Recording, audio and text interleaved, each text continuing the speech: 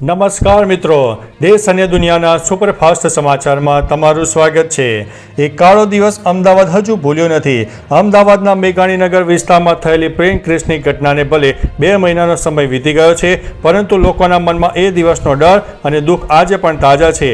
હવે એ માર્ગ ખોલવાનો વારો છે। જો કે લોકો પ્લેન ક્રેશ સાઇટ પરથી પસાર થાય છે ત્યારે અચૂક સેલ્ફી અને ફોટા ખેંચે છે, તો નજરે જોનારે આજે પણ એ આગના ગોટેગોટા અને રસ્તા ઉપર મળેલા મૃતદેહો તમારી એમની નજર આવી જાય છે। ઘટના સ્થળે લોકોની અવરજવર અને ભાવુકતા પણ જોવા મળતી હોય છે। મિત્રો, અન્ય મહત્વના સમાચારની વાત કરીએ તો ભાવનગરમાં પાટીદાર ખેડૂતને મારવાની ઘટનામાં હવે રબારી સમાજે રણસિંગો ફૂંક્યો છે। વિહોતા ગ્રુપે આહવાન કર્યું છે કે પાટીદાર સમાજ જો 100 ગાડી લઈને આવે તો આપણી 500 ગાડી ભેગી થવી જોઈએ। હડતાલ અને આંદોલન પણ કરીશું। ગ્રુપે આરોપ લગાવ્યો છે કે ખોટો કેસ કર્યો તેને પાછો ખેંચવો, જરૂર પડે ગાંધી ચીધ્યા માર્ગે આંદોલન કરશે, ભૂખ હડતાલ પણ કરશે। ભાવનગરમાં નવા જૂની થાય તેવા પણ એંધાણ છે। મિત્રો, અન્ય મહત્વના સમાચારની વાત કરીએ તો સોના પર ટેરિફ મુદ્દે ડોનાલ્ડ ટ્રમ્પની મોટી જાહેરાત। અમેરિકાના પ્રમુખ ડોનાલ્ડ ટ્રમ્પે સ્પષ્ટ કર્યું છે કે સોના ઉપર કોઈ ટેરિફ લાદવામાં નહીં આવે। તાજેતરમાં સોના ઉપર આયાત ડ્યુટી લગાવવાની અફવાઓ બાદ વૈશ્વિક બજારમાં ચિંતાનો માહોલ હતો। ટ્રમ્પે પોતાના સોશિયલ મીડિયા પ્લેટફોર્મમાં ટ્રુથ ઉપર જાહેરાત કરી છે કે સોના ઉપર કોઈ નવો ટેરિફ લાગુ નહીં થાય। આ નિવેદન બાદ વૈશ્વિક બજારમાં રાહત જોવા મળી છે, કારણ કે ટેરિફ લગાવવાથી કિંમતમાં વધારો થવાની ભીતિ હતી। મિત્રો, અન્ય મહત્વના સમાચારની વાત કરીએ તો ક્ષત્રિયોના ઇતિહાસને લઈને 2 ક્ષત્રિય વચ્ચે જામી પડી। માણસામાં કોલેજ કાર્યક્રમમાં ભાજપ નેતા જયરાજસિંહ પરમારે ક્ષત્રિયોના ઇતિહાસ અંગે વિવાદાસ્પદ નિવેદન કર્યું। તેઓએ જણાવ્યું કે વર્ણ વ્યવસ્થા અને અંધશ્રદ્ધાને કારણે ક્ષત્રિયો રક્ષણની જવાબદારી નિભાવી શક્યા નહીં, જેનાથી ભારત અંગ્રેજોનો ગુલામ બન્યો। આના પર માણસાના રાજવી યોગરાજસિંહ રાવલે વિરોધ કર્યો અને ખોટી વાત ફેલાવવાનો આરોપ લગાવ્યો હતો। મિત્રો, અન્ય મહત્વના સમાચારની વાત કરીએ તો કરવડમાં 12 ભંગારના ગોડાઉનમાં આગ। વાપીના કરવડ આદર્શનગરમાં 11 ઓગસ્ટે મોડી રાત્રે એક ગોડાઉનમાં લાગેલી આખરે વિકરાળ સ્વરૂપ ધારણ કરીને 12 ગોડાઉન આગની ઝપેટમાં આવી ગયા। પ્લાસ્ટિક અને કેમિકલ વેસ્ટ હોવાથી જ્વાળા વધુ વિકરાળ બની। વાપી મહાનગરપાલિકા, GIDC, નોટિફાઈડ અને સરીગામ સહિતના 8થી વધુ ફાયર કાફલાની મદદથી 6 કલાક બાદ આગ કાબૂમાં લેવામાં આવી। સદભાગ્યે કોઈ જાનહાનિના સમાચાર નથી। શોર્ટ સર્કિટના કારણે આગ લાગી હોવાનું પ્રાથમિક તારણમાં સામે આવ્યું છે। મિત્રો, અન્ય મહત્વના સમાચારની વાત કરીએ તો કેદારનાથ યાત્રા 3 દિવસ માટે બંધ। ઉત્તરાખંડમાં ભારે વરસાદની ચેતવણીના કારણે કેદારનાથ યાત્રા 12, 13 અને 14 ઓગસ્ટે બંધ રાખવામાં આવી છે। હવામાન વિભાગે રુદ્રપ્રયાગ સહિત અનેક જિલ્લામાં રેડ અને ઓરેન્જ એલર્ટ આપ્યું છે। તીર્થયાત્રીની સલામતી માટે હાલ યાત્રા ટાળવાની અપીલ સાથે એડવાઇઝરી બહાર પાડવામાં આવી છે।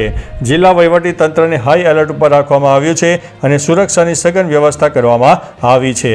મિત્રો, અન્ય મહત્વના સમાચારની વાત કરીએ તો 55 લાખ રેશન કાર્ડ ધારકોને નોટિસ। રાજ્યમાં 55 લાખ રેશન કાર્ડ ધારકોને મિલકત વિગતો સામે આવતા નોટિસ આપવામાં આવી છે।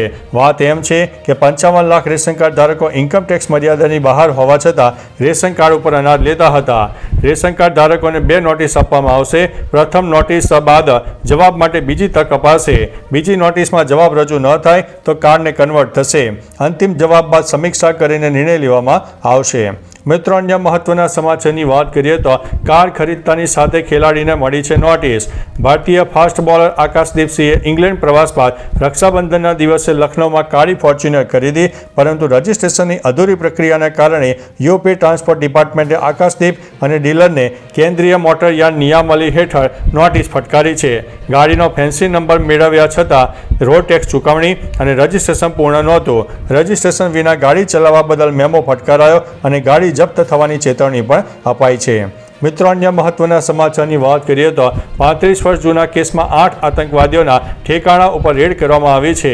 જમ્મુ કાશ્મીર પોલીસ અને સ્ટેટ ઇન્ટેલિજન્સ એજન્સીએ 1990માં કાશ્મીરી હિન્દુ નર્સ સલ્લા ભટ્ટની હત્યા કેસમાં શ્રીનગરમાં 8 સ્થળોએ દરોડા પાડ્યા। સલ્લા ભટ્ટ અનંતનાગની રહેવાસી અને શ્રીનગરના શેરે કાશ્મીર આયુર્વિજ્ઞાનની સંસ્થામાં નર્સ હતી।